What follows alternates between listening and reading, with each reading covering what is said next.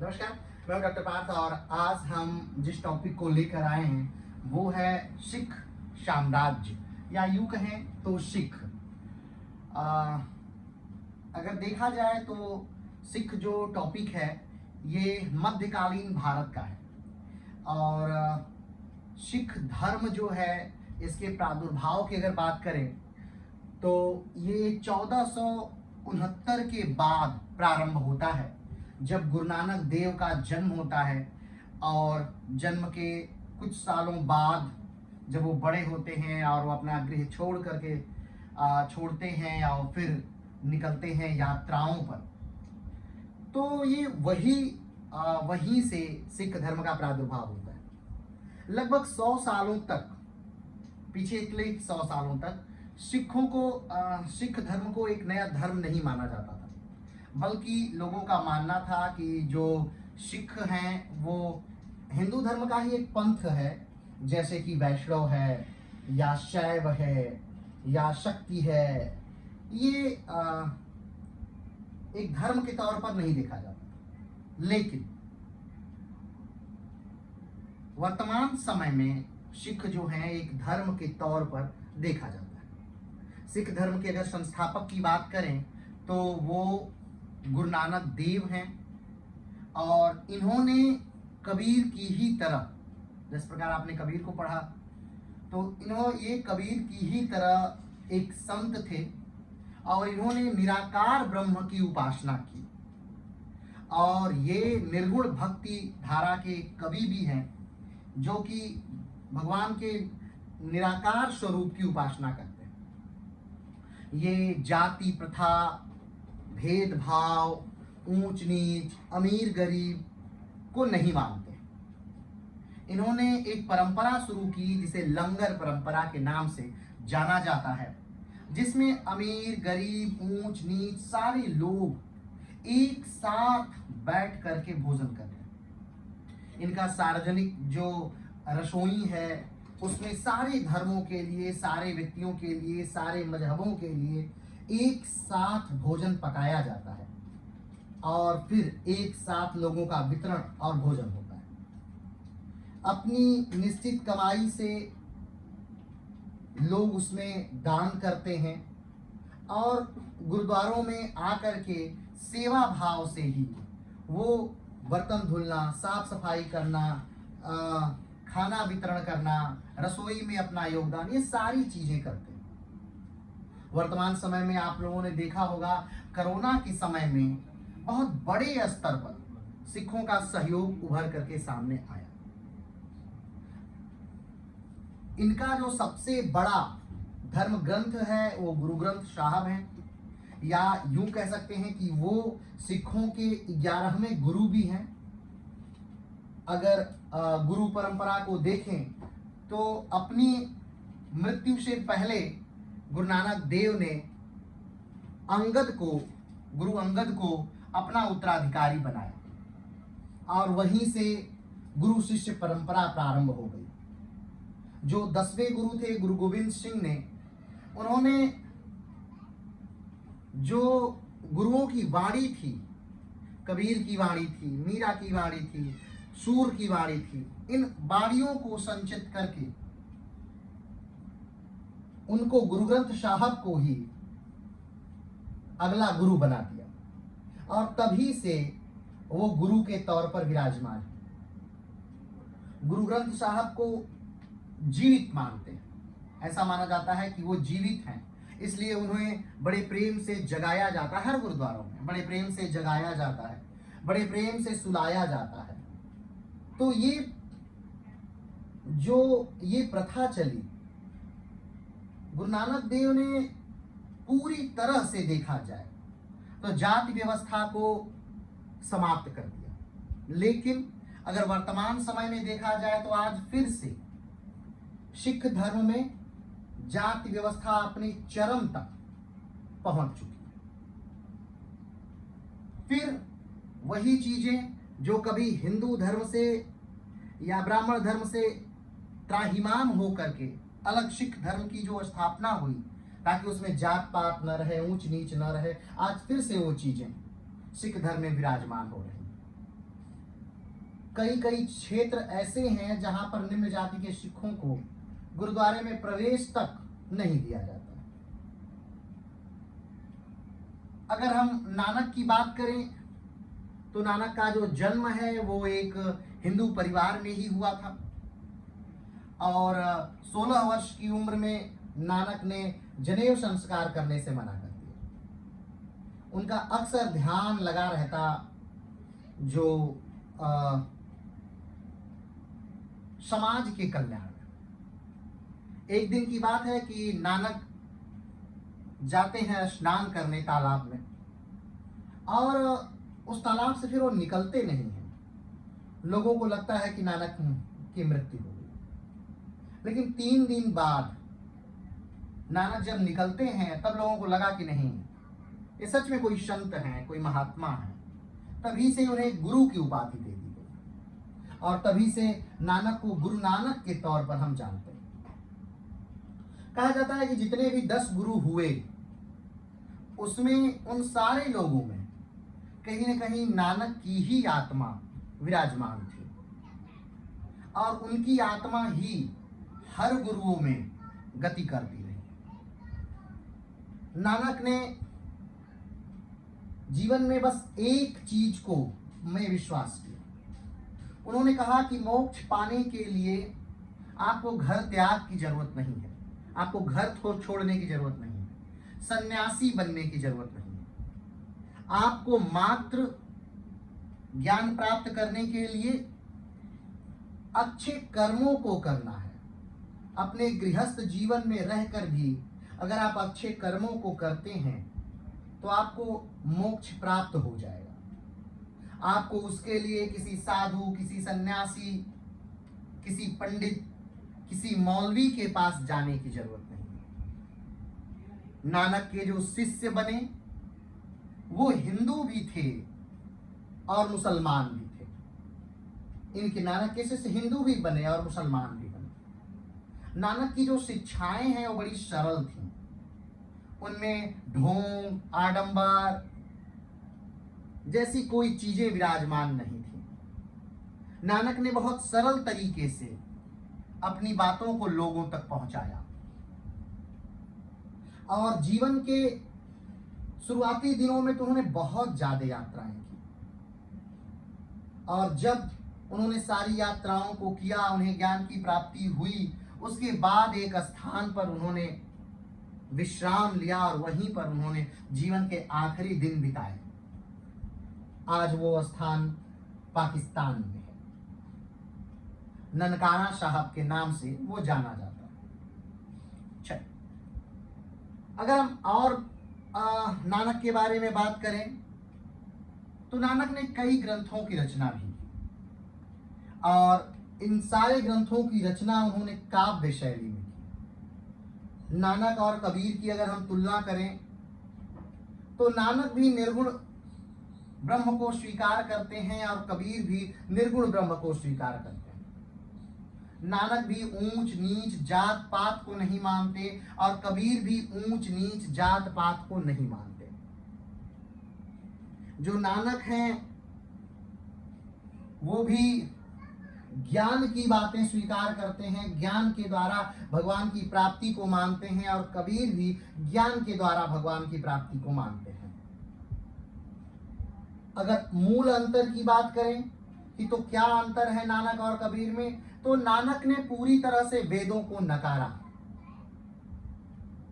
जिसकी वजह से जो सिख है वो धर्म के तौर पर बदला, सिख धर्म कहा जाता है। और कबीर ने ऐसा कोई धर्म नहीं बनाया। नानक एक धर्म के जन्मदाता है, कबीर किसी धर्म के जन्मदाता नहीं। सिख धर्म में गुरुओं का सम्मान बहुत ज्यादा किया जाता है, लेकिन गुरुओं की पूजा नहीं की जाती। पूजा सिर्फ वो भगवान की ही करते हैं। गुरुओं का सम्मान काफी है लेकिन वो पूजा भगवान की ही करते हैं। शुरुआत में नानक ऐसा कोई धर्म, वहां से एक बोर्ड रखा है तो देखो। शुरुआत में नानक कोई धर्म नहीं बनाना चाहते थे। उनका ऐसा उद्देश्य नहीं था कि नहीं मैं कोई धर्म बनाऊं, लेकिन समय के साथ उनके अनुयायियों ने इसे धर्म के रूप में स्वीकार कर दिया, एक तरह से धर्म बना। और अगर हम बात करें कि जब नानक इतने विरोधी थे जात पात के, तो आखिर ये जात पात कहां से सिख धर्म में प्रवेश किया? तो कहीं न कहीं इस जात पात के प्रवेश का जो कारण है, वो मूल कारण जो है वो यही है, अंग्रेज। कैसे? तो देखा जाए तो 1857 की जब क्रांति हुई थी तो पूरा देश लगभग दो वर्गों में बंट गया था। एक ऐसे लोग जो कि अंग्रेजों की सहायता कर रहे थे, और दूसरे ऐसे लोग जो अंग्रेजों का विरोध कर रहे थे। जो लोग अंग्रेजों की सहायता कर रहे थे उनमें सिख प्रमुख थे।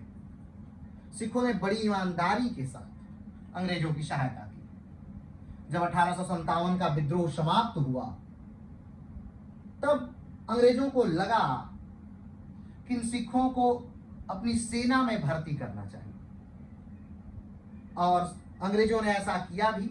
सिखों के लिए अलग रेजिमेंट का निर्माण हुआ और सिखों को अंग्रेजी सेना में भर्ती किया गया। बंगाली सैनिकों को हटा करके अंग्रेजी सैनिकों को सिखों को भर्ती किया गया। लेकिन सिखों की भर्ती के लिए उन्होंने एक नियम बनाया। उन्होंने कहा कि वही लोग सेना में भर्ती हो सकते हैं जो सिखों के 5 अंगों को धारण करते हैं: केस, कड़ा, कंघा, कृपाण और कच्छा। ये 5 अंग गुरु नानक देव के समय नहीं थे, बल्कि सिखों के जो आखिरी गुरु थे गुरु गोविंद सिंह, उन्होंने इन 5 चीजों को सिखों का अंग बताया था और इसे धारण करने के लिए कहा गया। वहीं से कहीं न कहीं सिखों में जाति व्यवस्था का संज्ञान माना जाता है या देखा जाता है। सिखों के नाम के आगे जो पुरुष हैं उनके नाम के आगे सिंह लगाते हैं, यानी कि गुरु गोविंद सिंह ने कहा कि नहीं, आप सारे लोग अपने नाम के पीछे क्या लगाइए? सिंह लगाइए, शेर लगाइए, कोई जात पात नहीं। और जो महिलाएं थीं उनके नाम के पीछे कौर लगाया जाता है। कौर का अर्थ होता है राजकुमारी यानी प्रिंसेस, और सिंह का अर्थ होता है यानी शेर। यानी पुरुष को शेर के तौर पर दिखाया गया और महिलाओं को राजकुमारी के तौर पर दिखाया गया। तब से यह प्रथा लगभग चली आ रही है। अगर भारत की आबादी में हम सिखों की बात करें तो भारत की आबादी में सिखों का जो प्रतिशत है वो लगभग 2% है, लेकिन वीरता और शौर्य में ये सिख कहीं ज्यादा आगे हैं। और इसका उदाहरण भारतीय सेना जो है उससे देखा जा सकता है। भारतीय सेना में सिखों का जो प्रतिशत है वो 10% है। तो इस प्रकार से इनकी वीरता को स्वाभाविक तौर पर देखा जा सकता है। अगर पंजाब में हम सिखों की बात करें तो पंजाब में जो सिखों की संख्या है वो 60% है। वर्तमान समय में जो पंजाब है, तो 2011 की जनगणना के अनुसार जो पंजाब में सिखों का प्रतिशत है वो 60%। तो आज हम गुरु नानक देव के बारे में बात करेंगे, लेकिन गुरु नानक देव के बारे में बात करने से पहले हम ये बात करेंगे कि आखिर किस प्रकार गुरु नानक देव ने एक धर्म की स्थापना कर दी। जब गुरु नानक देव का जन्म हुआ था उस समय भारत पर शासन किसका था? कौन से राजा उत्तर भारत में और कौन से राजा दक्षिण भारत में शासन कर रहे थे? कौन कौन सा वंश प्रमुखता से भारत में चल रहा था? इन सारी बातों को विस्तार से बात करते हैं। चलिए शुरू करते हैं।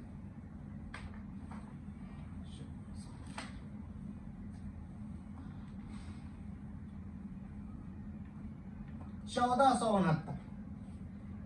1469 का जो समय है कहा जाता है कि मध्यकालीन भारत का है। प्राचीन भारत अगर देखा जाए तो 647 में समाप्त होता है। 647 आप सभी जानते होंगे, ये वो समय है जब हर्षवर्धन की मृत्यु होती है। किसकी? हर्ष की मृत्यु होती है। और हर्षवर्धन की मृत्यु के साथ भारत में प्राचीन भारत का समापन होता है।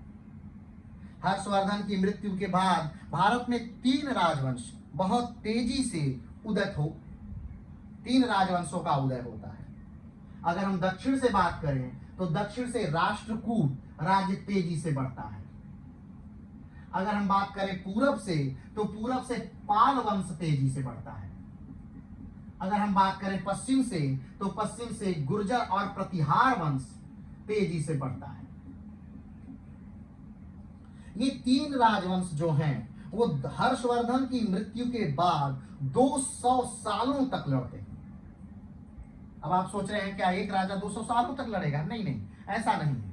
पुष्ट दर पुष्ट ये इनके बेटे, उनके बेटे, उनके बेटे 200 सालों तक इसे त्रिपक्षीय युद्ध के नाम से भारत में जाना जाता है।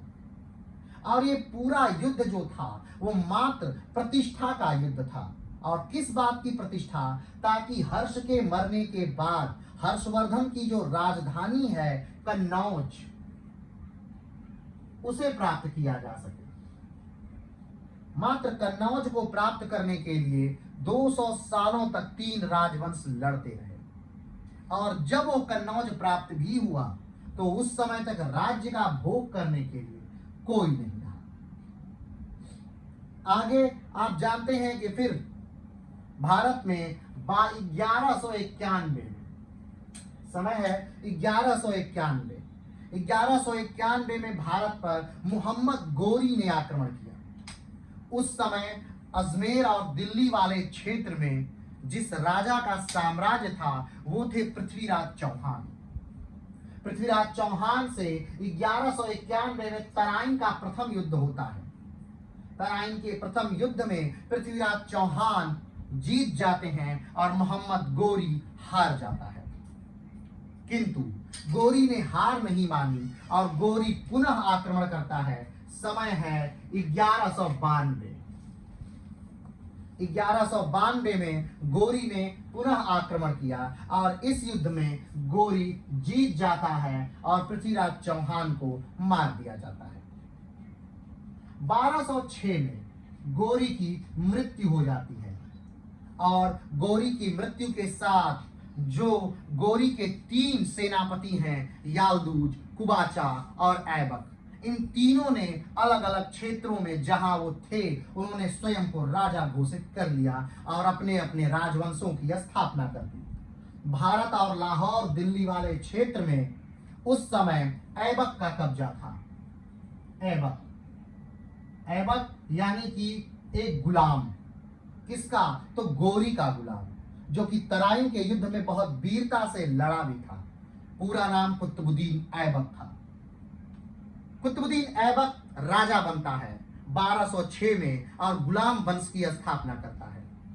किंतु राज्य का भोग शायद उसके साथ नहीं था और 1210 में ही उसकी मृत्यु हो जाती है घोड़े से गिरकर चौगान खेलते समय। 1206 से लेकर के 1290 तक गुलाम वंश का शासन चलता है। 1290 से लेकर के 1320 तक जो शासन चलता है वो शासन है तुगलक वंश, खिलजी वंश। गुलाम वंश, खिलजी वंश। तीसरे नंबर पर जो शासन चलता है वो है 1320 से लेकर 1414 तक। ये समय है किसका? तो तुगलकों का, यानी तुगलक वंश। 1414 से लेकर के 1451 तक शासन चलता है किसका? तो 1414 से लेकर 1414 से लेकर 1451 तक शासन चलता है खिज्र खान। यानी सैयद वंश, खिज्र खान का। और 1451 से लेकर के 1526 तक जो शासन चलता है ये है लोदी वंश, यानी गुलाम वंश, खिलजी वंश, तुगलक वंश,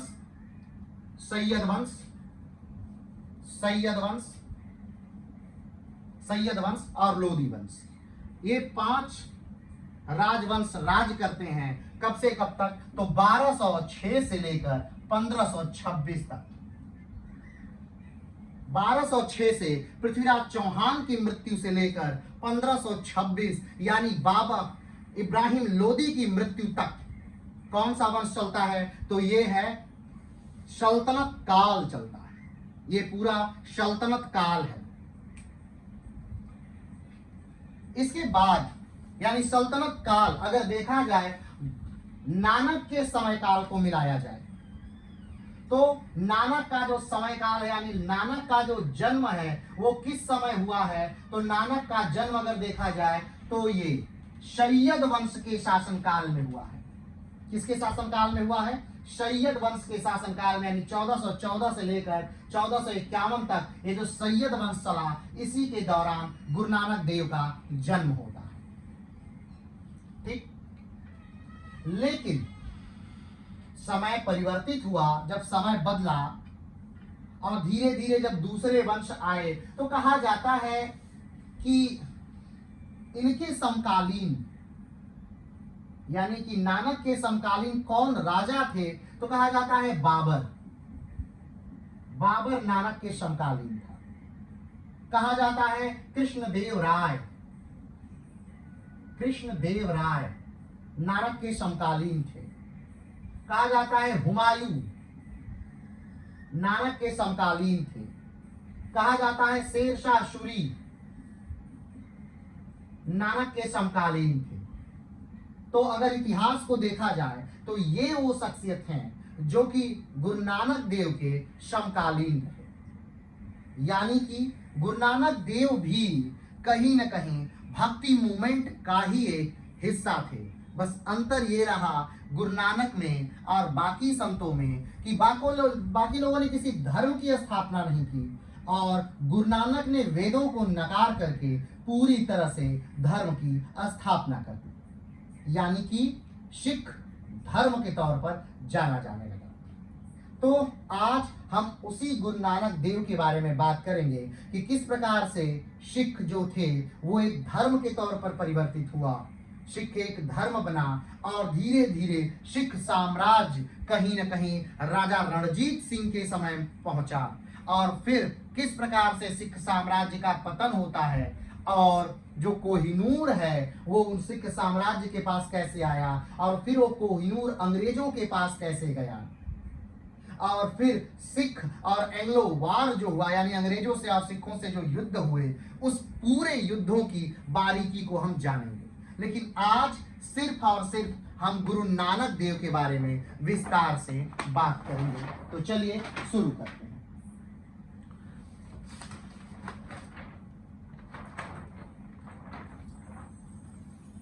किसी भी व्यक्ति विशेष को जानने से पहले, उसके विचारों को जानने से पहले हमें उसके बारे में विस्तार से जानना होता है कि वो कौन थे और उन्होंने किस प्रकार से यहाँ इस माहौल में सरवाइव किया और क्या ऐसे कारण आए कि उनको जाति प्रथा या फिर भेदभाव, ऊंच नीच इन सब को ठुकराना पड़ा और अपने धर्म को त्याग करके एक नया धर्म बनाने की रणनीति उन्हें लानी पड़ी। तो चलिए शुरू करते हैं। इनकी माता का नाम तृप्ता देवी था। गुरु नानक देव के माता का नाम तृप्ता देवी था। इनके पिता थे मेहता कालू चंद खत्री। मेहता कालू चंद्र खत्री जो है इनके पिता हैं। इनकी पत्नी है सुलक्षणी देवी इनकी पत्नी है। 16 वर्ष की उम्र में इनके पिता विवाह कर देते हैं। इसका कारण कई लोग बताते हैं कि इनका जो ध्यान था वो अक्सर लगता था ध्यान लगाने में, समाज के कल्याण में, समाज की सेवा में इनके ध्यान लगते थे। मां देखिए बहुत पसंद करे उसे अंदर कर लीजिए। तो बार बार उनका इन्हीं चीजों में ध्यान लगता था, इसलिए उनके वैराग्य को खत्म करने के लिए उनके पिता ने 16 वर्ष की उम्र में ही उनकी शादी कर दी। अगर हम भक्ति के प्रकार की बात करें कि इनकी भक्ति कैसी थी, तो कबीर और नानक एक जैसे ही भक्ति को प्रमोट करते थे, यानी बढ़ावा देते थे, और वो भक्ति थी निर्गुण भक्ति। आप भक्ति काल को जानते हैं कि भक्ति काल का जो विभाजन है वो 2 प्रकार से हुआ था। एक दक्षिण भारत में भक्ति काल और उत्तर भारत में भक्ति काल। जो उत्तर भारत में भक्ति काल था उसे 2 भागों में बांटते हैं। एक जो है उसे साकार ब्रह्म कहते हैं, और दूसरा जो है उसे निराकार कहते हैं। साकार का क्या अर्थ है? जिसमें भगवान को देखा जा सकता है, उनके जन्म की कहानियों को सुना जा सकता है, उनके जन्म के बारे में बात किया जा सकता है, उसे साकार ब्रह्म कहते हैं। और साकार को 2 रूपों में बांटते हैं, यानी इसे सगुण भी कहते हैं या साकार भी कह सकते हैं। साकार को 2 रूपों में बांटते हैं, एक राम भक्ति शाखा और दूसरा है कृष्ण भक्ति शाखा। ठीक। निराकार जो है इसको भी 2 भागों में बांटते हैं, एक ज्ञान मार्गी और दूसरा प्रेम मार्गी।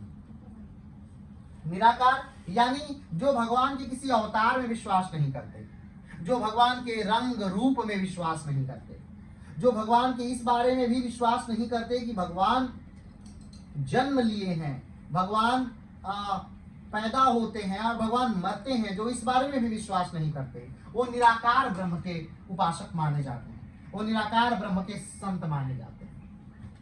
निराकार ब्रह्म को भी हमने कहा 2 भागों में बांट दिया गया, एक ज्ञान मार्गी और दूसरा प्रेम मार्गी। जो ज्ञान मार्गी है इसी के शाखा के ये संत हैं। कौन? तो नानक हुए, रैदास हुए, दादू हुए, धन्ना हुए, कबीर हुए, ये लोग निराकार ब्रह्म की ज्ञान मार्गी शाखा को मानते हैं। दूसरा है प्रेम मार्गी। प्रेम मार्गी के मलिक मोहम्मद जैसी सबसे प्रसिद्ध कवि माने जाते हैं। अगर हम इसमें भी देख लें राम भक्ति शाखा में भी, तो राम भक्ति शाखा में कौन है? तो रामानंद है और तुलसी है। कृष्ण भक्ति शाखा में अगर हम देख लें तो सूरदास हैं और मीराबाई है। ठीक है, चलिए। तो जो इनकी भक्ति का प्रकार था, यानी गुरु नानक देव की भक्ति का जो प्रकार था वो निर्गुण भक्ति था, यानी भगवान के किसी रूप में विश्वास नहीं करते थे, इसीलिए इन्होंने वेदों को नकारा। इन्होंने इस चीज को भी नकारा कि आप वैरागी नहीं बनिए, वैरागी बनने की आवश्यकता नहीं है। आपको अगर मोक्ष प्राप्त करना है तो आप विवाह करिए, आप किसी का बुरा नहीं करिए, अहित नहीं करिए, समाज का कल्याण करते रहिए और बस आपको मोक्ष की प्राप्ति हो जाएगी। उसके लिए आपको तपस्या की जरूरत नहीं है, उसके लिए आपको वेद पढ़ने की जरूरत नहीं है, उसके लिए आपको कोई भजन कीर्तन करने की जरूरत नहीं है। इन सारी चीजों को ही नकारते हैं। ठीक है, आगे बढ़ते हैं। इनके जन्म के बारे में बात करें तो गुरु नानक देव का जो जन्म है वो 15 अप्रैल 1469 को होता है। 15 अप्रैल 1469 में गुरु नानक देव का जन्म हुआ। जन्म स्थान के बारे में बात करें तो तलवंडी में इनका जन्म हुआ था, जो वर्तमान में कहाँ है? पाकिस्तान में है। कहाँ पर है? वर्तमान में पाकिस्तान में है। और अगर बात करें कि वर्तमान में उसका नाम क्या है, तो उस तलवंडी का जो नाम था गुरु नानक देव के नाम पर ही पड़ गया। उसे वर्तमान समय में ननकाना साहब के नाम से जानते हैं। अगर भारतीय बॉर्डर से बात करें तो मात्र 1 किलोमीटर की दूरी पर ही ननकाना साहब का स्थान माना जाता है। आगे बढ़ते हैं। पत्नी हमने बात की, सुलक्षणी देवी हो गया है। पुत्र इनके जो थे तो 32 वर्ष में श्रीचंद्र लक्ष्मीदास श्रीचंद्र और लक्ष्मीदास जो थे इनके पुत्र हुए। ज्ञान प्राप्ति तो बेई नदी के किनारे इनको ज्ञान की प्राप्ति हुई थी। गुरु नानक देव को बेई नदी के किनारे ज्ञान की प्राप्ति हुई थी। इनके समकालीनों की बात करें तो बाबर कृष्णदेव राय इनके समकालीन थे। इनके उत्तराधिकारी की बात करें तो हमेशा से गुरु नानक देव के साथ शायर के रूप में रहने वाले उनके शिष्य जो थे लहना, वही इनके उत्तराधिकारी बने। लहना का नाम उत्तराधिकारी होने के बाद उनका नाम गुरु अंगद देव रखा गया था। आगे बात करें ज्ञान की प्राप्ति की उम्र, यानी किस उम्र में इन्हें ज्ञान की प्राप्ति हुई, तो 30 साल की उम्र में इन्हें ज्ञान की प्राप्ति हुई गुरु नानक देव की। आप बताइएगा कमेंट बॉक्स में कि बौद्ध धर्म के संस्थापक महात्मा बुद्ध को कितने साल की में ज्ञान की प्राप्ति हुई, और जैन धर्म के 24वें तीर्थकर महावीर स्वामी की को ज्ञान की प्राप्ति किस उम्र में हुई थी। आगे बढ़ते हैं। यात्रा, कहा जाता है कि इन्होंने पूरे भारत की, अरब की यात्राएं की थी और कुल ये 4 यात्राएं किए थे देशों की। एक यात्रा इनकी पूरब की तरफ रही, दूसरी यात्रा पश्चिम की तरफ, दक्षिण की तरफ, पूर्व की तरफ, पश्चिम की तरफ, उत्तर की तरफ, दक्षिण की तरफ, यानी 4 दिशाओं में इन्होंने यात्राएं की थी। किसने? तो गुरु नानक देव ने। आगे बढ़ते हैं। इनकी और कितने साल तक की थी? तो 15 सालों तक गुरु नानक देव ने ये यात्राएं की थी। इनकी मृत्यु कब हुई? तो 1539 में इनकी मृत्यु हुई। अगर देखा जाए कि इनके मृत्यु के समय में कौन राजा थे, तो आइए इसका भी थोड़ा सा अध्ययन कर लेते हैं कि 1526 में आप जानते हैं कि भारत पर आक्रमण करता है कौन? तो बाबर। चूंकि ये बाबर का भारत पर 5वां आक्रमण था 1526 में। अब 1526 से बाबर का भारत पर आधिपत्य हो जाता है, यानी कि मुगल वंश की नींव पड़ जाती है। 1526 से लेकर 1530 तक बाबर भारत पर राज करता है। 1530 में यानी पानीपत, खानवा, चंदेरी और घाघरा के युद्ध के बाद बाबर की 1530 में मृत्यु हो जाती है। और इसके बाद गद्दी पर कौन बैठता है? तो बाबर का सबसे ज्येष्ठ पुत्र हुमायूं गद्दी पर बैठता है। कब से कब तक? तो 1530 से लेकर के 1540 तक। तो क्या 1540 में उसकी मृत्यु हो जाती है? तो नहीं। बाबर ने हुमायूं से कहा था कि अपने राज्य को अपने भाइयों में बांट देना। तो कामरान, अख्तरी, हिंदाला और हुमायूं, जो हुमायूं के सारे भाई थे, उनमें सारे राज्यों को अपने हुमायूं ने बराबर बराबर बांट दिया। इससे हुमायूं का राज्य छोटा और कमजोर हो गया और इसका लाभ उठाकर शेरशाह सूरी ने हुमायूं पर आक्रमण कर दिया और 1540 के कन्नौज के युद्ध के बाद हुमायूं को भारत छोड़कर भागना पड़ा और भारत में एक नए वंश की स्थापना हो जाती है जिसका नाम है सूरवंश। कौन सा? सूरवंश। यानी 1540 में भारत में स्थापना हो गई सूरवंश और 1539 में यानी कि जिस वर्ष मृत्यु होती है गुरु नानक देव की, उस समय हिंदुस्तान का एक बहुत ही बेहतरीन और बार बार पूछा जाने वाला युद्ध लड़ा गया था। उसका नाम था चौसा का युद्ध।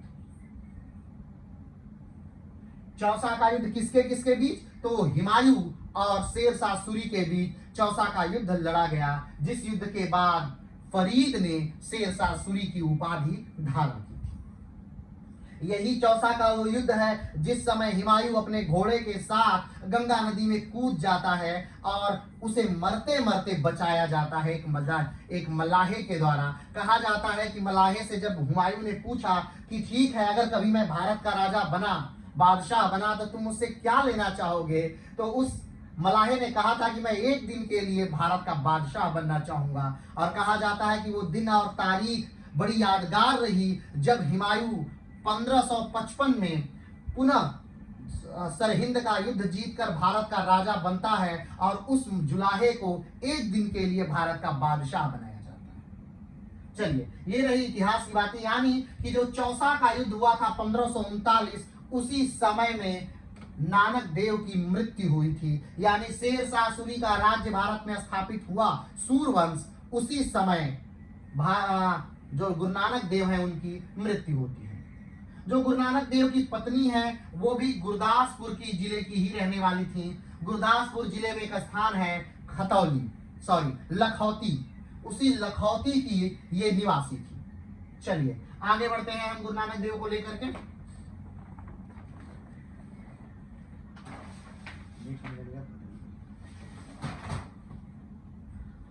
चलिए, तो गुरु नानक का जन्म पंजाब प्रदेश में तलवंडी नामक स्थान पर वैशाख मास की शुक्ल पक्ष तृतीया को 15 अप्रैल 1469 में हुआ। गुरु नानक देव का जन्म कब हुआ है? तो पंजाब में हुआ है। वर्तमान जो पंजाब राज्य है ये उस समय की पंजाब की बात है जब कि पंजाब विखंडित नहीं हुआ था, यानी आजादी से पहले पंजाब एक बड़ा राज्य हुआ करता था। आज पंजाब 2 राष्ट्रों में विभक्त है, एक भारत का पंजाब और एक पाकिस्तान का पंजाब। और आज भी जो पाकिस्तान का पंजाब है उसे ज्यादा महत्ता दिया जाती है पाकिस्तान में भी। चलिए, तो पाकिस्तान के पंजाब में तलवंडी नामक स्थान पर वैशाख मास की शुक्ल पक्ष तृतीया को 15 अप्रैल 1469 में हुआ था। इनकी मृत्यु कब हुई? तो नानक की मृत्यु अश्विन मास की कृष्ण पक्ष दसवीं को 1539 में इनका निधन हुआ था। यह अपने माता पिता की अकेली संतान थी, यानी कि पुत्र अकेले थे। इनकी बहन थी जिसका नाम ननकी था। नानक की बहन जो थी उनका नाम ननकी था। ये अपने माता पिता के इकलौते पुत्र थे। चलिए आगे बढ़ते हैं। नानक सिख धर्म के संस्थापक माने जाते हैं। नानक ने एक भगवान की कल्पना की और उसी में विश्वास किया पूरे जीवन। नानक ने हिंदू धर्म की तरह, मतलब हिंदू धर्म में, ब्राह्मण धर्म में अनेक देवी देवताओं और भगवानों की उपासना की जाती है, लेकिन नानक ने 16 वर्ष की उम्र से ही उन्होंने एक भगवान, एक स्वरूप में विश्वास किया, और वो भी निराकार ब्रह्म, यानी ऐसे भगवान जो हर जगह हैं, हर रूप में हैं, कण कण में हैं, लेकिन जिनका कोई आकार, आकृति, रूप, रंग और अस्त्र शस्त्र इत्यादि नहीं है। आगे बढ़ते हैं। नानक के शिष्य हिंदू मुसलमान दोनों थे। नानक की जो शिक्षाएं थी वो उसे ग्रहण करने वाले लोग हिंदू भी थे और मुसलमान भी थे, क्योंकि कहीं ना कहीं जो इस्लाम था वो नानक के विचारों के बड़ा नजदीक था। नानक भी मूर्ति पूजा का विरोध करते हैं, इस्लाम भी मूर्ति पूजा का विरोध करता है। नानक भी निराकार रूप को पूजते हैं, इस्लाम भी निराकार रूप को पूजता है। नानक भी ज्ञान मार्ग की बात करते हैं, इस्लाम भी ज्ञान मार्ग की बात करता है। सिख धर्म में भी ऊंच नीच जात पात का भेदभाव नहीं है, और इस्लाम में भी ऊंच नीच जात पात का भेदभाव नहीं माना जाता है। ठीक, तो इसलिए जो नानक के शिष्य थे वो दोनों थे, वो हिंदू भी थे और वो मुसलमान भी थे। ठीक है, और अगर देखा जाए तो ऐसे भी संत रहे जिनकी जो वाणी है वो गुरु ग्रंथ साहब में संकलित की गई है, और वो धर्म से क्या है? तो इस्लामिक है। आगे बढ़ते हैं। नानक ने पूरे भारत की यात्रा की। कहा जाता है कि उन्होंने मक्का मदीना तक की यात्रा की थी। नानक ने पूरे भारत की क्या की थी? यात्राएं की थी। अगर हम नानक के यात्राओं की बात करें, जो हमने लिखा नहीं है तो आप उसे नोट कर सकते हैं कि नानक की जो यात्राएं थी कुल 4 यात्राएं थी। नानक की जो पहली यात्रा थी वो पूर्व दिशा की तरफ थी, यानी आसाम की तरफ थी। ठीक, और ये यात्रा जो रही नानक की वो 1500 से शुरू होकर के 1506 तक चली। नानक की जो दूसरी यात्रा रही वो दक्षिण भारत की तरफ रही, यानी कि तमिलनाडु, केरल और आंध्रा की तरफ, और श्रीलंका तक भी हो गए थे कहा जाता है। और ये कब से कब तक रही? तो 1506 से लेकर 1513 तक नानक की ये दूसरी यात्रा रही। नानक की जो तीसरी यात्रा रही वो उत्तर की तरफ रही, यानी बद्रीनाथ, केदारनाथ की तरफ। और जो ये तीसरी यात्रा रही वो 1514 से लेकर 1518 तक चली। नानक की जो चौथी यात्रा रही वो पश्चिम की ओर रही, और ये 1519 से लेकर के 1524 तक चली। तो इस प्रकार से नानक ने पूरे भारत ही नहीं बल्कि अरब, श्रीलंका तक भी यात्राएं की थी, और इस यात्राओं को उदासी कहा जाता है, उदासी के नाम से जाना जाता है। ठीक है, ये नानक की यात्राओं को। बाद में नानक के जो एक पुत्र थे वो श्रीचंद, वो आगे चलकर उदासी संप्रदाय के प्रवर्तक भी हुए। ठीक, ये संप्रदाय भी निरंकार को ही मानने वाला है, लेकिन इसमें और इनके विचारों में कहीं ना कहीं थोड़ा अंतर था। चलिए आगे बढ़ते हैं। पूरे भारत की यात्रा करने के बाद इन्होंने अपने एक स्थान बनाया जिसे करतारपुर के नाम से जाना जाता है। यानी जब नानक ने अनुभव लिया, ज्ञान लिया, भारत के लोगों की समस्याओं को देखा, चीजों को समझा, उसके बाद वो एक जगह स्थिर हो गए और वहीं अपने शिष्यों के साथ रहने लगे, जिसे वर्तमान समय में करतारपुर के नाम से जाना जाता है। कहा जाता है कि इस करतारपुर में ही सबसे ज्यादा नानक के शिष्य बने थे। आगे बढ़ते हैं। करतारपुर पहले भारतीयों के लिए जाना बहुत कठिन हुआ करता था। क्योंकि यह पाकिस्तान में था। लेकिन वर्तमान करतारपुर में कॉरिडोर का निर्माण हो गया है और अब उनके लिए जाना आसान है।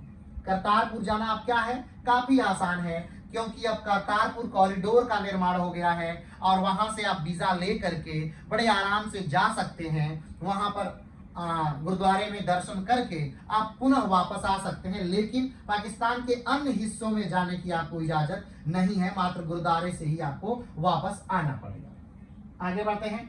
करतारपुर का गुरुद्वारा भारतीय बॉर्डर से 1 किलोमीटर की दूरी पर पाकिस्तान में स्थित है। आगे चलते हैं।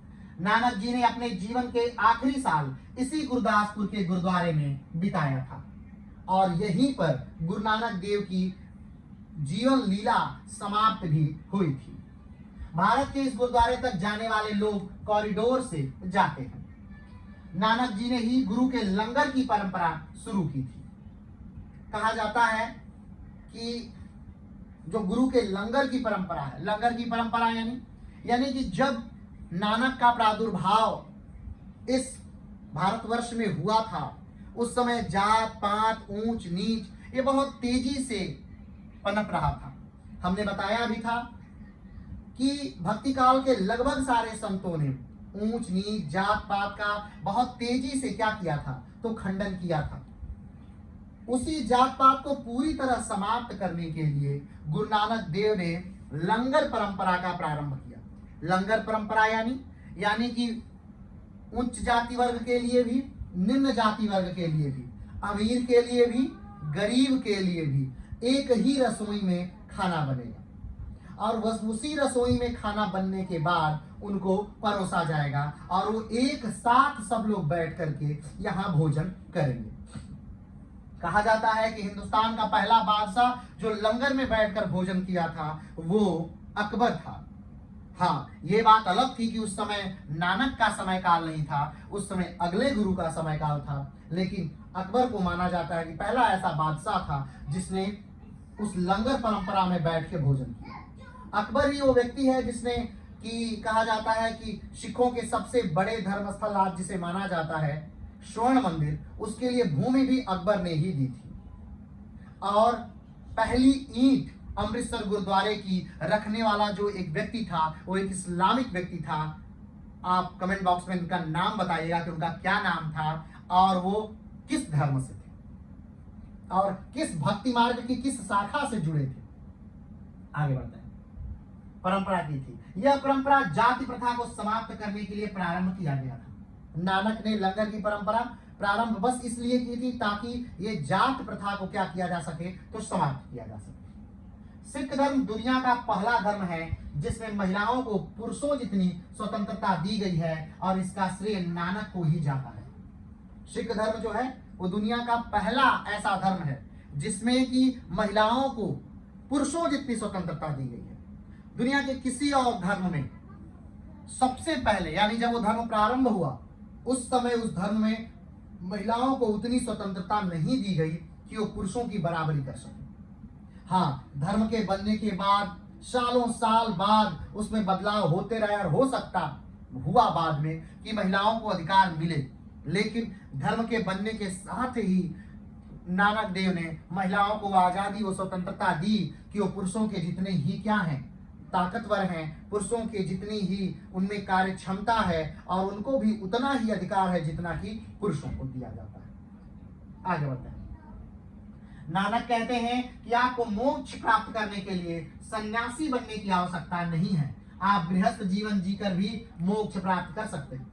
नानक कहते हैं कि आपको अगर मोक्ष प्राप्त करना है, मोक्ष प्राप्त करना यानी कहा जाता है ब्राह्मण धर्म का मूल उद्देश्य जो है वो मोक्ष प्राप्त करना है। मोक्ष आखिर है क्या?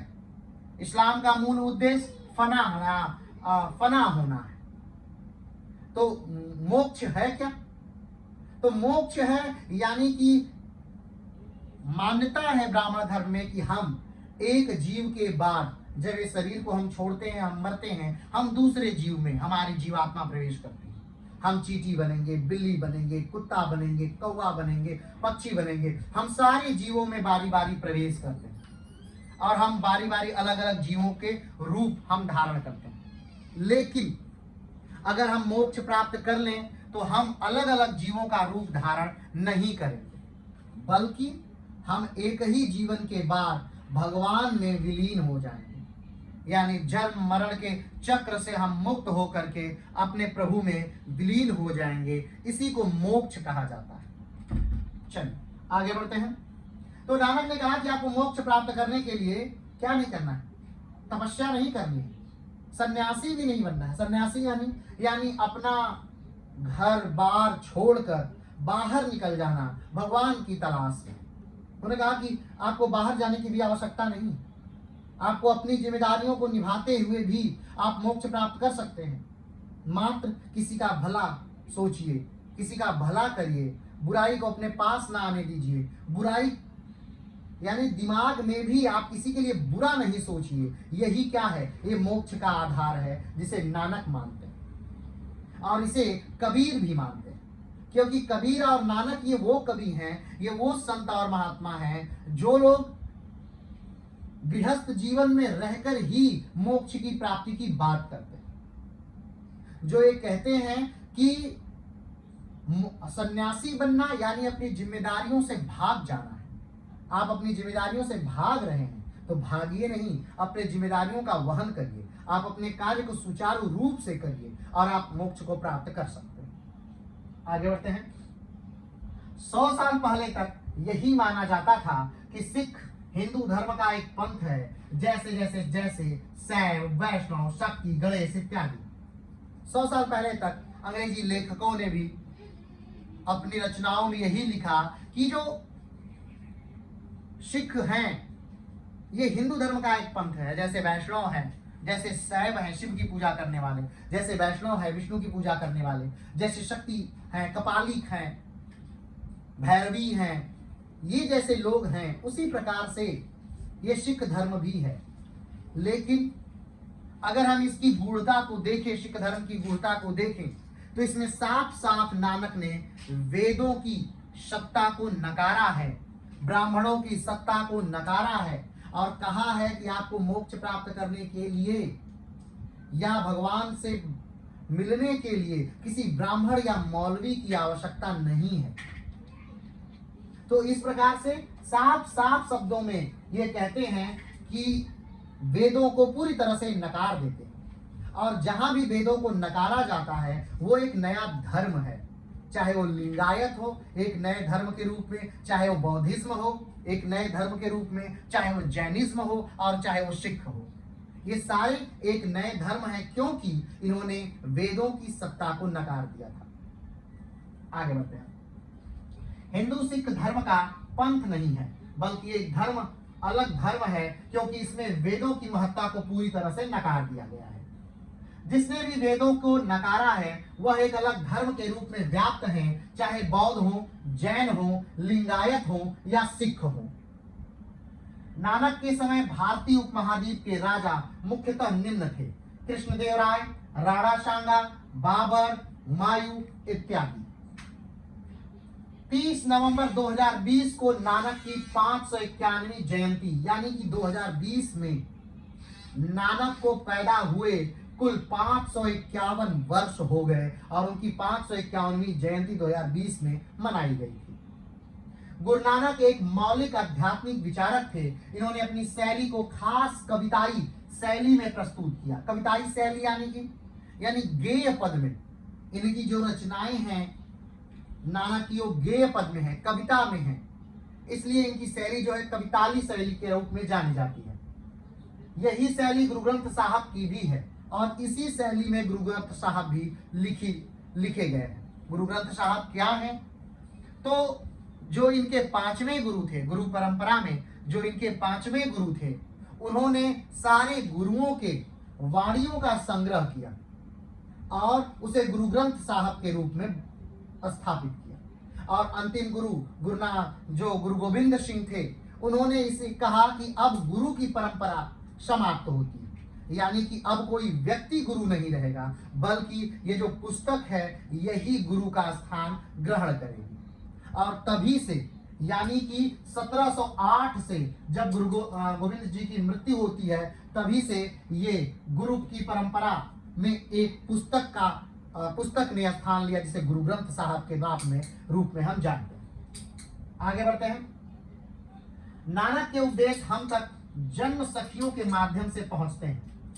नानक के उपदेश कैसे पहुंचते हैं? जन्म सखियों। अगर हम बात करें कि ये जन्म सखियां क्या हैं, ठीक, तो कहा जाता है गुरु नानक की पौराणिक आत्मकथाएं हैं जन्म सखियां।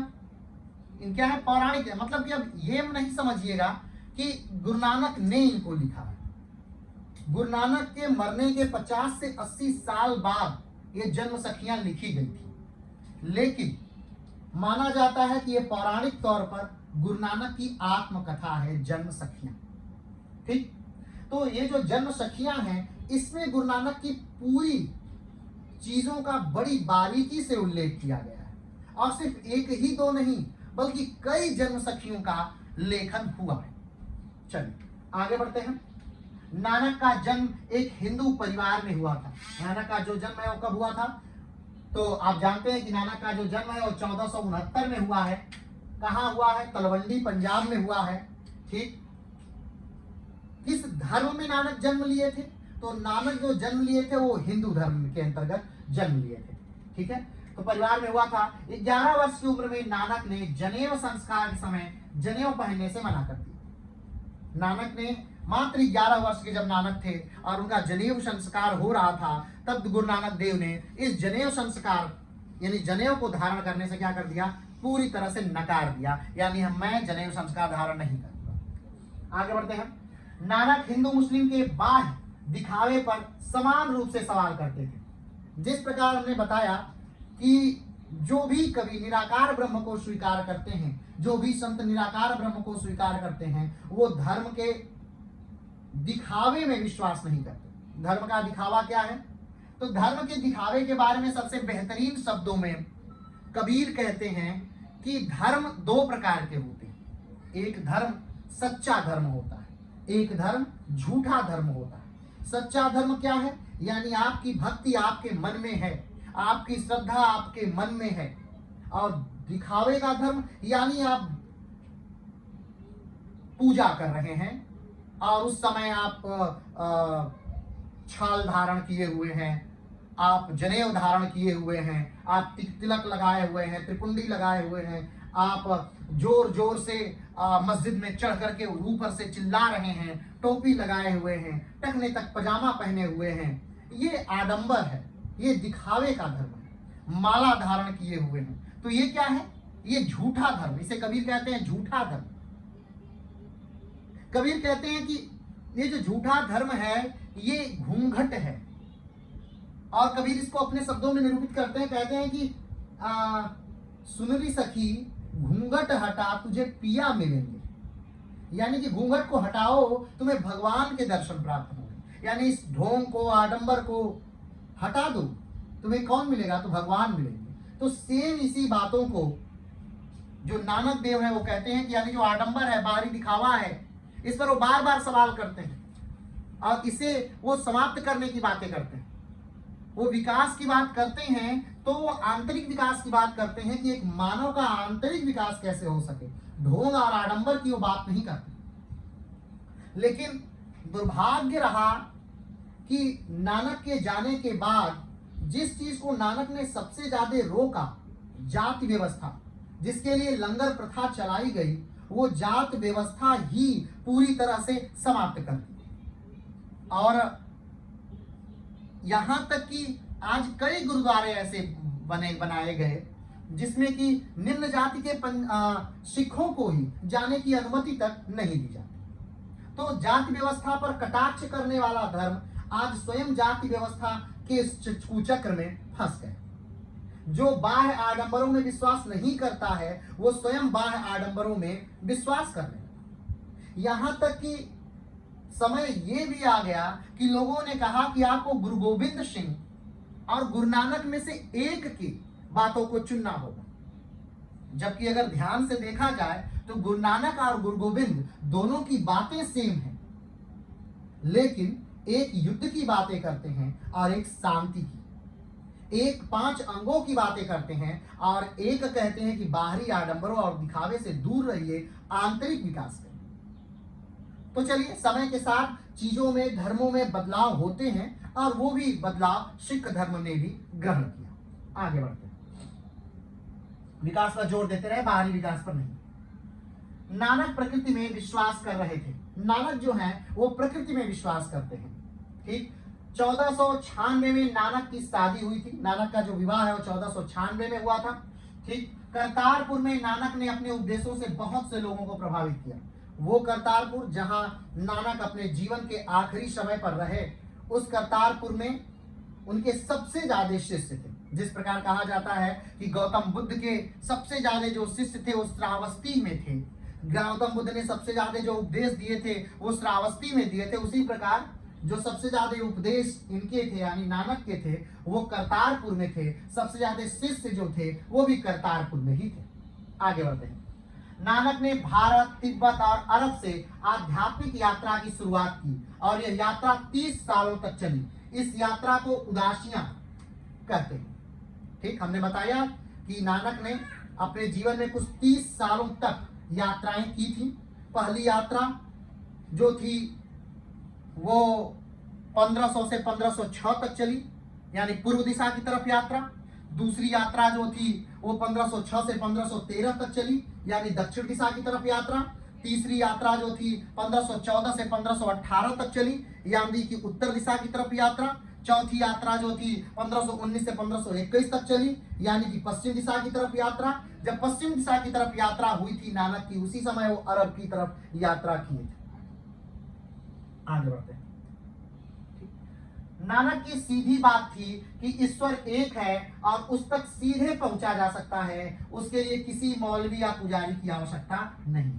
नानक कहते थे कि ईश्वर क्या है, एक है और उन तक आप सीधे पहुंच सकते हैं। आपको किसी पुजारी के पास जाके पूजा करवाने की जरूरत नहीं है, आपको किसी मौलवी के पास जाकर के कोई उच्चारण करवाने की जरूरत नहीं है। आप सीधे भगवान तक पहुंचिए, किसी माध्यम की आपको जरूरत नहीं।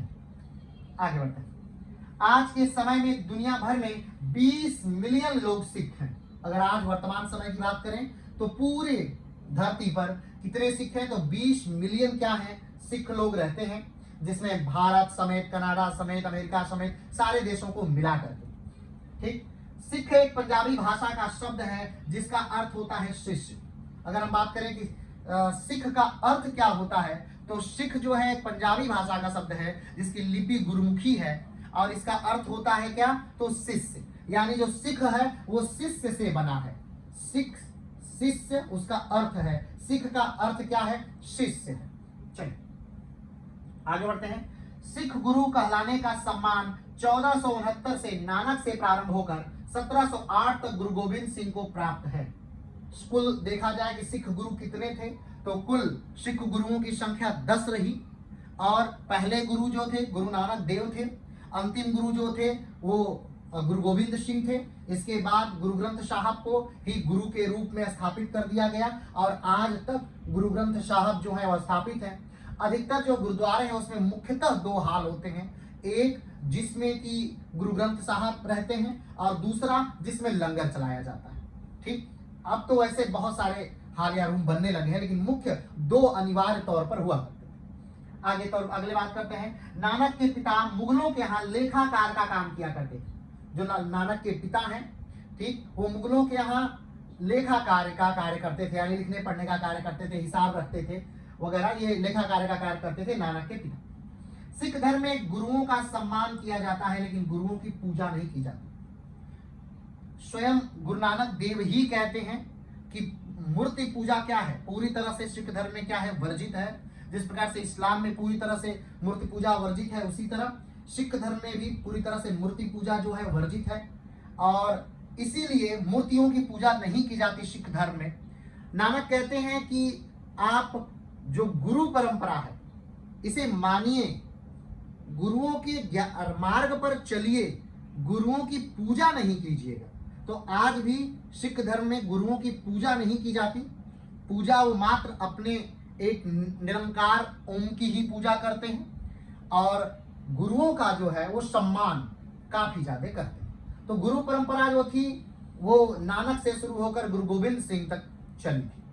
आगे बढ़ते हैं, नानक ने धर्म के आडंबरों को नकारा, जैसे यज्ञ, मूर्ति पूजा, कठोर तपस्या, तीर्थ स्नान, धार्मिक अनुष्ठान, धर्म ग्रंथ का पाठ। नानक ने कहा कि जो बाहरी आडंबर है, जो ढोंग है, उसे करने की आपको आवश्यकता नहीं है।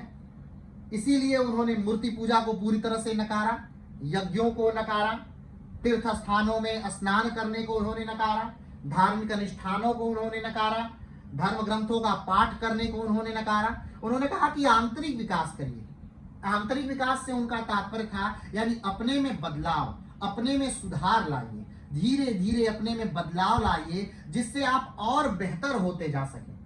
आप जीवन भर किसी एक ग्रंथ को पढ़ेंगे और उससे आप में अगर कोई बदलाव ना हो तो कोई मतलब नहीं है उस धर्म ग्रंथ को पढ़ने का। इसलिए धर्म ग्रंथों का पाठ ना करके आप स्वयं में चिंतन करिए, मनन करिए और आत्म स्वयं को बदलिए। आगे बढ़ते। नानक ने प्रभु की प्रार्थना पर ज्यादा जोर दिया। नानक ने क्या कहा? नानक ने कहा कि प्रभु की प्रार्थना यानी ईश्वर से जुड़ने के लिए आप उनकी प्रार्थना करिए। ठीक है। नानक के विचार पंजाबी भाषा में शब्द के रूप में सबके सामने आए। जो नानक के विचार थे वो किस भाषा में आए? तो पंजाबी भाषा में आए।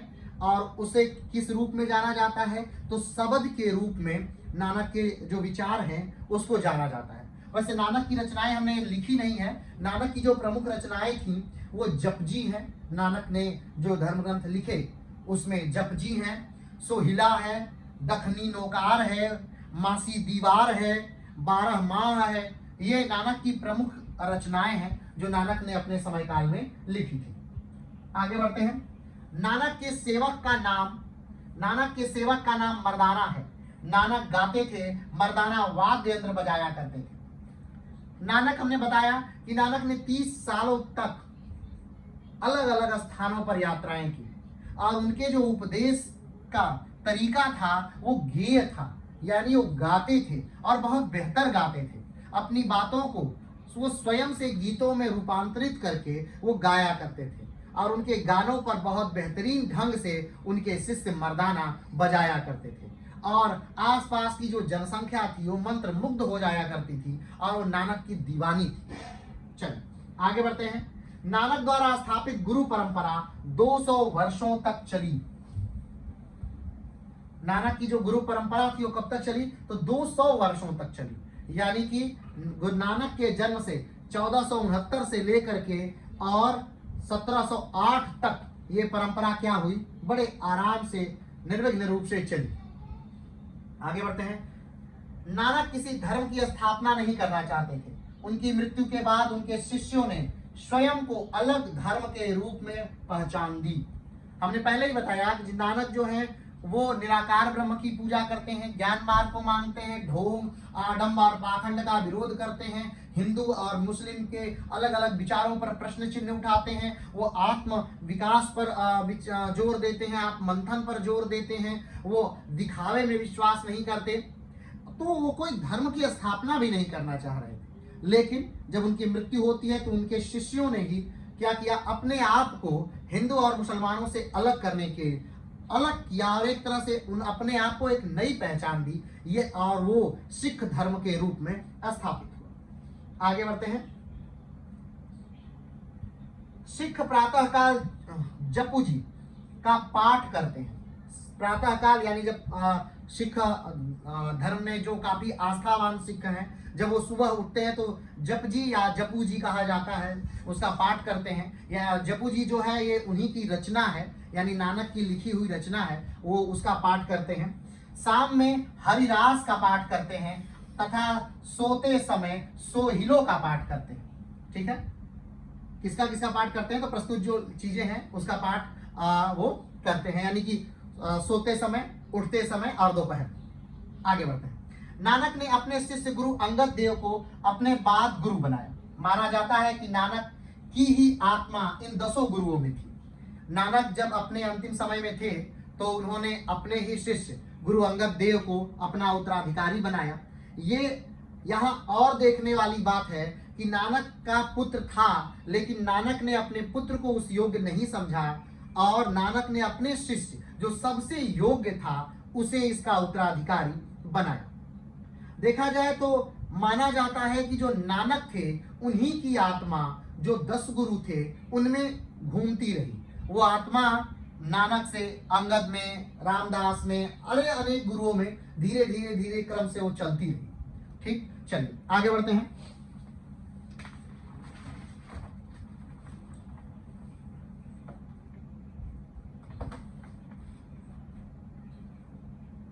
सिख धर्म की कुछ और खास बातें हैं, उससे भी जुड़ लेते हैं। सिख धर्म दुनिया के सबसे नए धर्मों में से एक है। जिस प्रकार से इस्लाम दुनिया के सबसे नए धर्मों में से एक है, तो इस्लाम से भी अगर देखा जाए तो नया धर्म अगर दुनिया में है कोई तो कौन सा है, तो सिख धर्म है। तो सिख धर्म को दुनिया का सबसे नया धर्म क्या करते हैं, मानते हैं। भारत में सिखों का प्रतिशत 2% है, यानी भारत में अगर देखा जाए तो कितने प्रतिशत सिख हैं, तो 2% सिख पूरे भारत की आबादी में है। अगर पंजाब में स्पेशली देखा जाए तो पंजाब में 60% सिख हैं, ठीक, पंजाब की आबादी का। लेकिन भारतीय सेना में अगर देखा जाए सिखों का प्रतिशत तो ये 10% है। ठीक, भारत की आबादी का सिख 2% है, लेकिन भारतीय सेना में सिख 10% है। सिख धर्म में पुरुषों का सरनेम जो है, सरनेम है सिंह, यानी शेर रखा जाता है। ठीक, और सिख धर्म में महिलाओं का सरनेम जो है वो कौर यानी राजकुमारी रखा जाता है। ठीक है, यानी कि जो टाइटल है, जैसे कि अलग अलग जाति के लोग अपना टाइटल लगाते हैं, तो सिख धर्म के जो लोग हैं, जो पुरुष हैं, उनके नाम के आगे, जैसे कि मान लीजिए पुरुष का नाम है तो हुआ सरदार श्रवण कुमार सिंह लगा, और मान लीजिए महिला है तो उनके नाम के आगे लगेगा जसप्रीत कौर। तो ये क्या है, नाम है उनका। नाम महिलाओं में कौर और पुरुषों में जो है वो सिंह लगता है।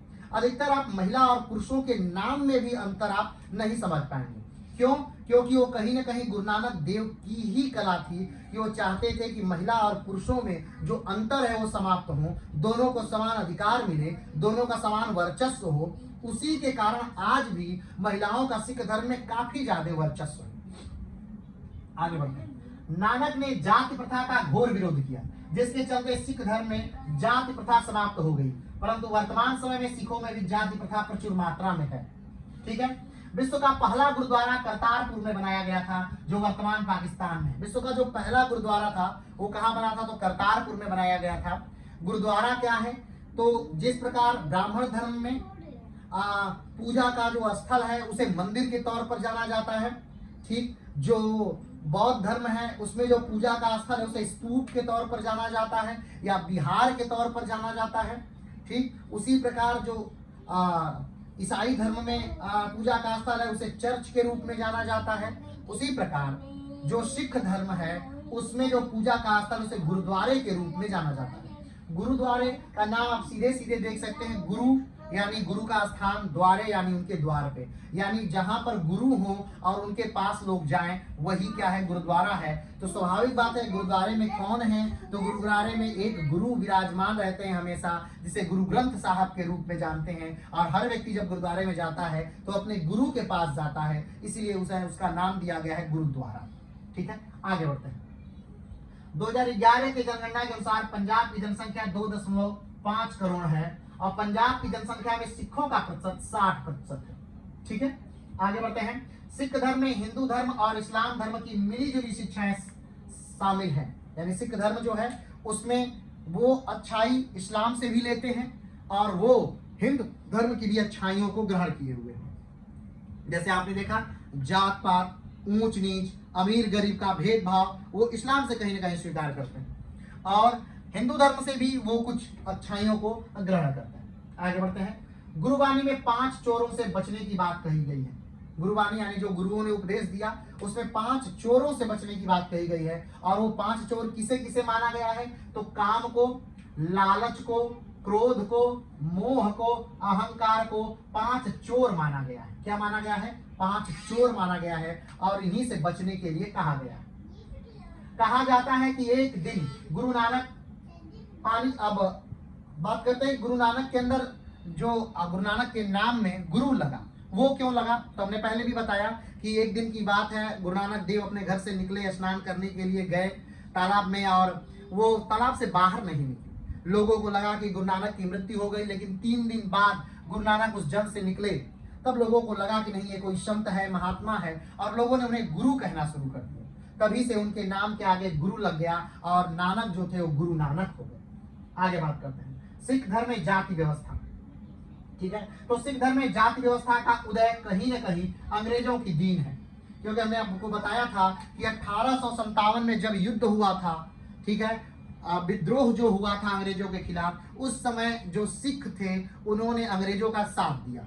बदले में अंग्रेजों ने सोचा कि क्यों न सिखों को अपनी सेना में भर्ती कर लिया जाए, और अंग्रेजों ने सिखों को अपनी सेना में भर्ती किया।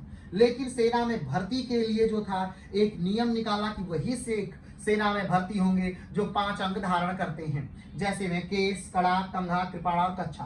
केस माने बाल, कड़ा मतलब हाथ में पहनने वाला एक यंत्र, ठीक, कंघा यानी एक कंघी जो लकड़ी की बनी हुई चौड़ी पट्टी की होती है, कृपाण यानी तलवार, और कच्छा यानी कि घुटने तक पहना जाने वाला एक कपड़ा। ठीक है, तो उसके बाद से ही कहीं न कहीं देखा जाता है तो सिख धर्म में जाति का प्रादुर्भाव प्रारंभ हुआ।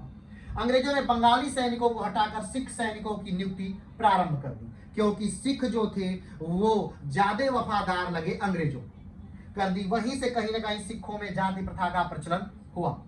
सिख धर्म में जाति व्यवस्था को लेकर कुछ प्रमुख जातियां हैं जो निम्न है। सिख धर्म में प्रमुख जातियां हैं जो निम्न है। कौन कौन सी जातियां हैं? अरोड़ा, खत्री, रामगढ़िया, जाट, सैनी, कंबोज, महतो, चिंबा, मोहयाल, चमार। सिख धर्म में कई उपजातियां भी हैं जो मुख्यतः क्षेत्र और व्यवसाय पर आधारित हैं। वो कौन कौन सी हैं? आलूवालिया, कंबोज, लबाना, कुम्हार, रामदसिया, रविदासिया।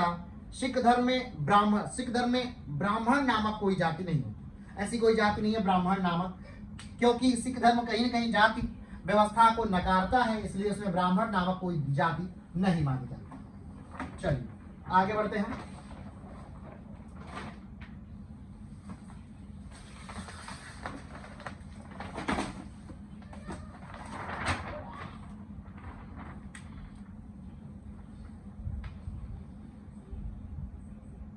अगर हम बात करें कि सिख धर्म में महत्वपूर्ण बातें जो सिख धर्म को उन्हें अलग धर्म के रूप में दिखाती है या जो उनको उनमें निखार लाती है, तो कौन कौन सी बातें हैं सिख धर्म की?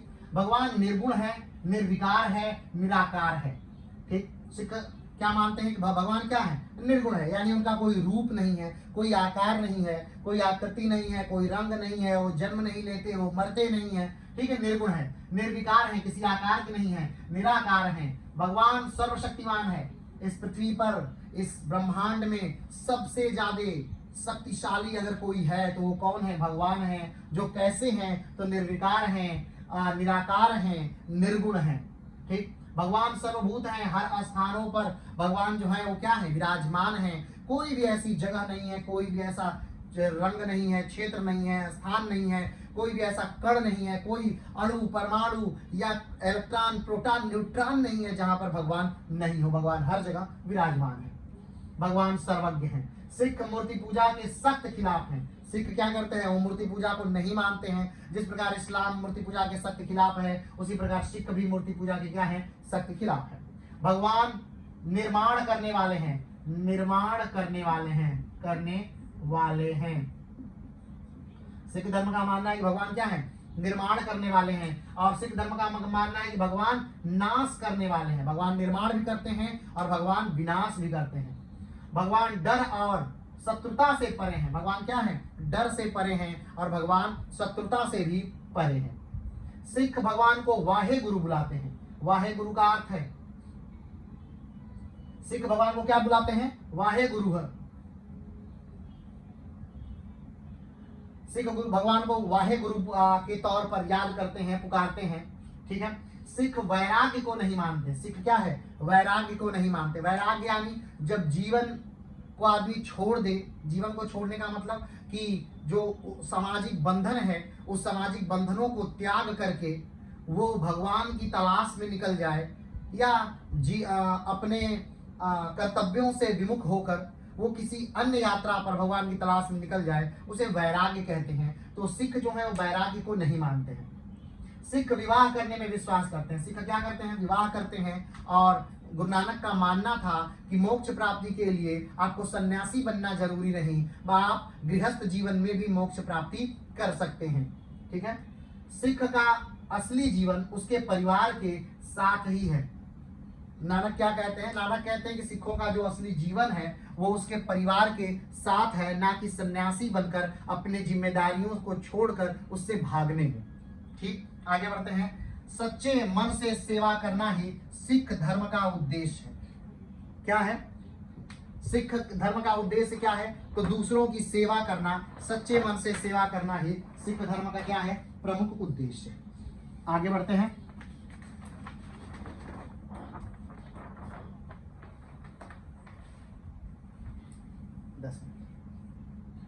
सिख धर्म जाति प्रथा को नहीं मानता। सिख धर्म किसको नहीं मानता? हमने पहले बताया कि ऊंच नीच जाति प्रथा को सिख धर्म नहीं मानता। सिख धर्म बराबरी में विश्वास करता है, वो हर धर्म के साथ बराबरी को मानता है तथा एक साथ उनके साथ खाना बनने में और एक साथ रसोई भी शेयर करने में, यानी रसोई भी साझा करता है। ये सिख धर्म की मान्यताएं हैं। आगे बढ़ते हैं। गुरु ग्रंथ साहब में निम्न संतों का नाम जोड़ा गया है। ठीक है, ऐसे संत जिनका नाम और जिनके वाणियां गुरु ग्रंथ साहब में जोड़ी गई हैं, उनमें प्रमुख हैं कौन? कबीर हैं, कबीर इनके प्रमुख हैं। सूर हैं, कबीर, सूर, मीरा, ये प्रमुख ऐसे लोग हैं जिनकी वाणियां क्या की गई हैं? गुरु ग्रंथ साहब में जोड़ी गई हैं। गुरुद्वारे में सभी धर्मों का क्या है? स्वागत है।